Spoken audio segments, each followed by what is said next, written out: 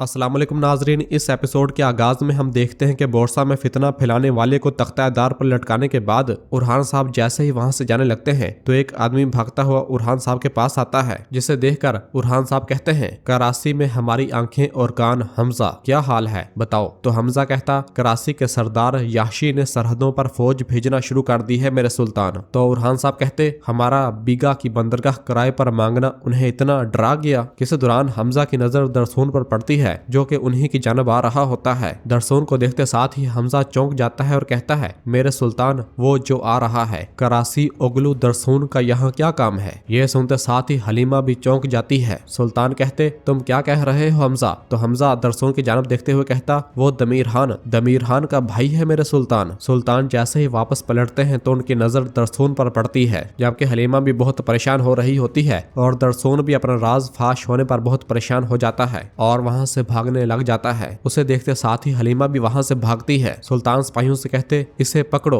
तो बालाबान और दुमरल उसके पीछे भागते हैं और फिर इधर दरसून मुसलसल आगे की जानब भाग रहा होता है और रास्ते में सामान उठा कर फेंक रहा होता है, जबकि हलीमा भी उसके पीछे मुसलसल भागती ही चली जा रही होती है और कहती है, दरसून मत भागो। और भागते भागते वो एकदम उसके सामने आ जाती है और उसे पकड़ लेती है और उसे पीटना शुरू कर देती है और उसे जमीन पर गिरा देती है और उस पर बैठकर कहती, सच बताओ क्या तुम कराची ओगलू हो। दरसून कहता, हाँ सच है। लेकिन हलीमा कहती, लेकिन की कोई जरूरत नहीं, मैंने जो सुनना था सुन लिया। और उसे पीटने लग जाती है और कहती है, गद्दार खबीस। दरसून कहता, मैं तुम पर हाथ नहीं उठाऊंगा, सरदार की बेटी मुझे छोड़ दो, मैं जाता हूँ। तो हलीमा कहती, मैंने तुम पर यकीन किया, मैं तुम्हें अपनी माँ की कब्र पर ले गई, तुमने क्या किया, तुमने मेरे साथ गद्दारी की। दरसून कहता, मैंने तुम्हारे साथ गद्दारी नहीं की, मैंने सिर्फ। तो हलीमा अपना खंजर निकाल कर उसकी गर्दन पर रख देती है और कहती, तो फिर अपने दुश्मन के कबीले में तुम्हारा क्या काम था। हाँ, क्या तुम अपने भाई अपने बाप को खबर भेजने आए थे, क्या तुम जासूसी कर रहे हो दरसून। हाँ, तुमने इसलिए मुझे इस्तेमाल किया है ना। दरसून कहता, हलीमा ऐसी कोई बात नहीं है, मैंने तुम्हें तकलीफ देने वाला कोई काम नहीं किया, मैं नहीं करूंगा।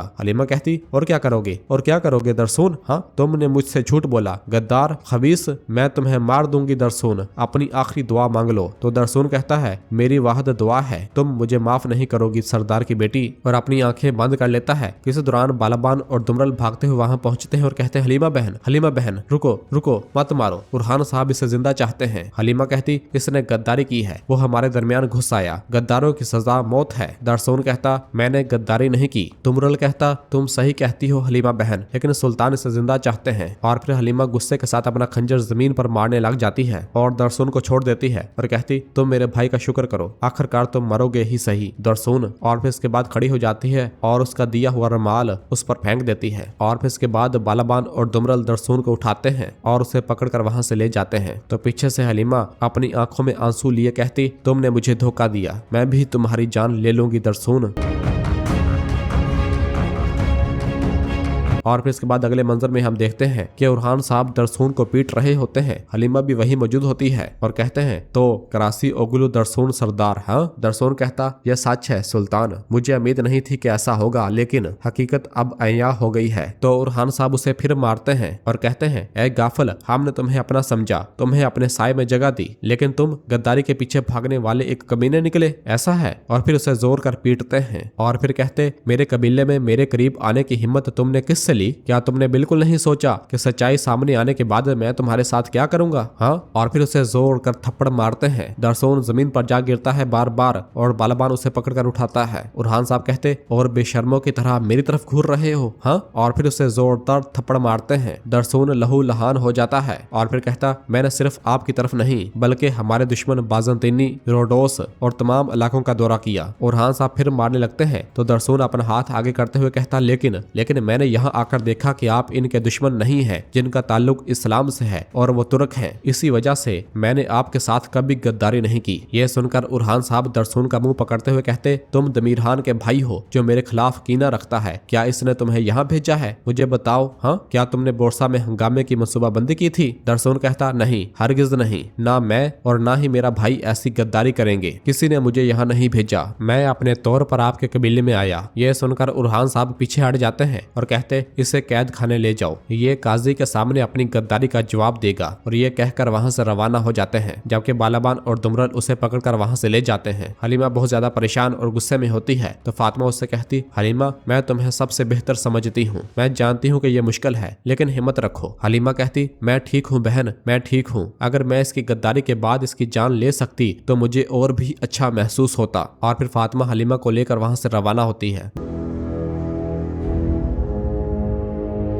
जबकि दूसरी जानब अजनीक और अजमियत के दरमियान मौजूद छावनी में जरकुताई और बाकी कई सिपाही जंग की मशकें कर रहे होते हैं। इस दौरान एक सिपाही घोड़े पर सवार होकर वहां पहुंचता है और एक पैगाम तमीर बोगा को पकड़ाता है। तमीर बोगा उस पैगाम को खोलकर पढ़ने लग जाता है। जबकि इस दौरान हम देखते हैं कि फ्लादियोस अपनी फौज के हमरा वहां मौजूद होता है और ये सब देख रहा होता है। और फिर पैगाम पढ़ने के बाद तुरहान साहब जरकुताई को बताते हैं, जरकुताई साहब हमारे आदमी खुफिया मालूमात लाए हैं। तमीर बोगा बताता है, अल्लाह का शुक्र है, अब हमारे पास गैमले के किले और इसकी बंदरगाह पर फौजियों की तादाद, इनके सामान और इनके रास्तों के बारे में मालूमात है। और वो पैगाम जरकुताई को देता है। जरकुताई उसे खोलकर पढ़ता है तो बहुत खुश होता है और कहता, ये खुफिया मालूमात सोने से ज्यादा कीमती हैं। और बहुत ज्यादा खुश होता है और फिर कहता, भाइयों हमारे सुल्तान को ये आपसे सुनना चाहिए, अब जाओ चलो। और फिर इधर फ्लादियोस अपने सिपाहियों से कहता, हम इनकी छावनी तबाह कर देंगे। तो उसका कमांडर कुछ सिपाहियों को लेकर वहां से रवाना हो जाता है। जबकि इधर तुरहान साहब और तमीर बोगा अपने घोड़ों पर सवार होकर उरहान साहब खबर देने के लिए रवाना होते हैं। जरकुताई कहता,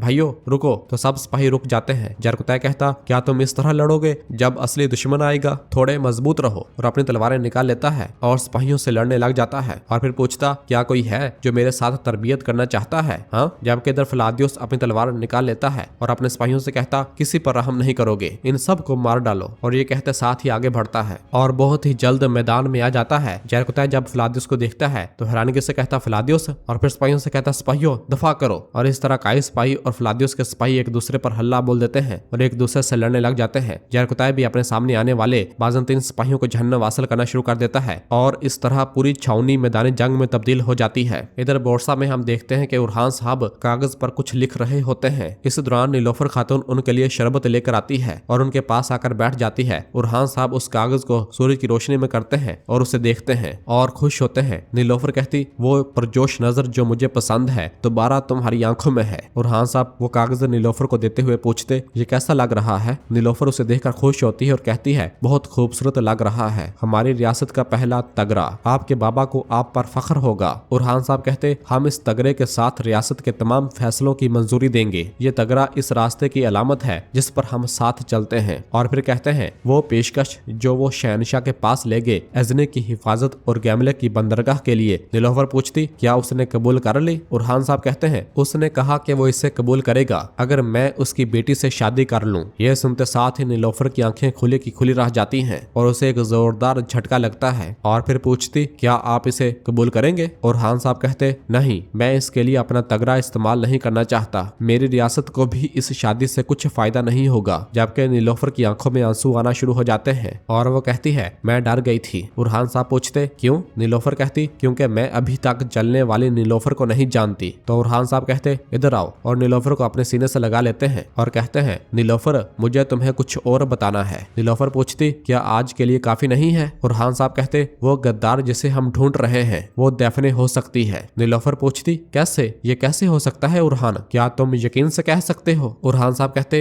वो हो सकती है जो हमारे तमाम इकदामात की इतला दे रही है जब से वो आई है। बोरसा में छापा, हमारे बच्चों का काफिला। नीलोफर पूछती, क्या वो अपने ही भांजों के साथ ऐसा करेगी? तो उरहान साहब हाँ में इशारा करते हैं। नीलोफर कहती, वो वाहिद शख्स है जो मेरे खानदान से बची है। उरहान साहब कहते, मैं जानता हूँ, मैं तुम्हें तकलीफ नहीं देना चाहता था, काश मैं गलत होता, लेकिन मुझे लगता है कि यही सच है। तुम बस एहतियात करना अगर वो यहाँ आए, ठीक है? तो नीलोफर हाँ में इशारा करती है। और नाजरीन इसी जगह पर एपिसोड खत्म करते हैं। मिलते हैं बहुत जल्द अगली एपिसोड के साथ। वीडियो को लाइक कर दें और जिन दोस्तों ने अभी तक चैनल सब्सक्राइब नहीं किया वो जल्दी से चैनल सब्सक्राइब कर दें और बेल आइकन यानी घंटी वाले निशान को भी प्रेस कर दें ताकि आने वाले एपिसोड्स आपको आसानी मिल सके। दुआओं में याद रखें। अल्लाह हाफिज।